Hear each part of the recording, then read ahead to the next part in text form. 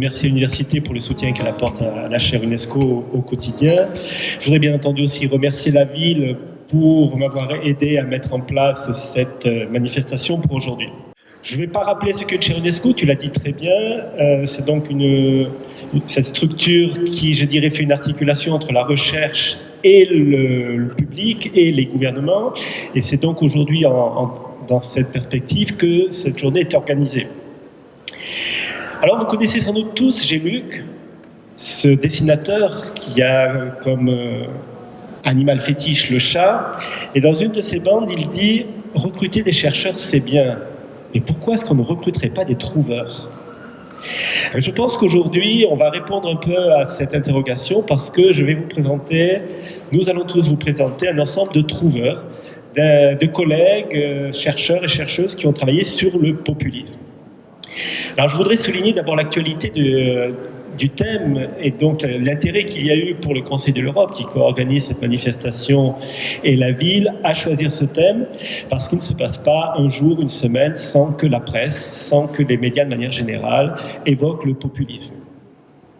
Alors je voudrais essayer de vous donner peut-être 5 clés pour comprendre le phénomène du populisme.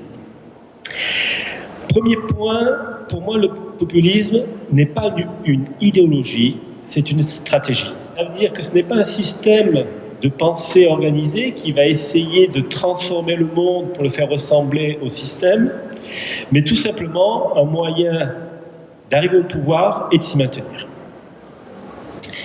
Deuxième point, la diversité des populismes.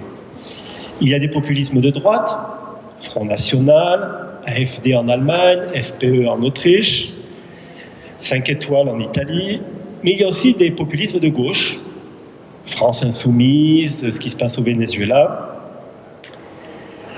Troisième point, le populisme a besoin d'un leader charismatique. Je ne citerai pas de nom, on les a tous en tête.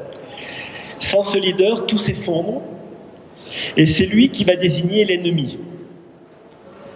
L'étranger, qu'il soit migrant ou plombier, le capitaliste, le non-croyant, etc. Quatrième point, le populisme est clivant. C'est-à-dire, pendant sa conquête du pouvoir, et après, une fois arrivé au pouvoir, il va toujours faire la différence entre nous et les autres. Son plus grand ennemi, ce n'est pas tant le camp opposé que les centristes, les gens ouverts au dialogue, au compromis, ceux qui justement refusent les clivages. Et le cinquième point que je voudrais vous donner un peu comme viatique à cette journée, c'est envisager 2 causes possibles du développement de ce populisme. Première cause, c'est un essoufflement des démocraties.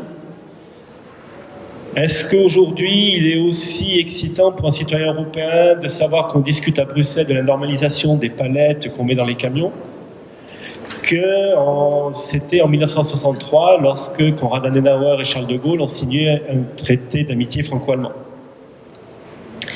Donc une difficulté qu'ont les régimes aujourd'hui, les gouvernements en Europe, à trouver une nouvelle Europe, de nouvelles idées pour faire avancer l'Europe.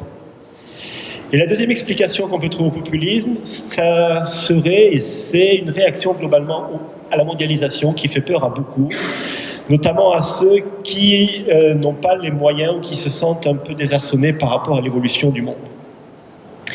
Donc je conçois un peu cette journée, avec le travail que vont produire les collègues, comme un appel à réinventer la politique, à donner à rêver au peuple, pour éloigner les populismes, et aussi pour dire aux médias toute la place qu'ils doivent avoir dans ce travail de, je dirais, réenchantement de l'avenir.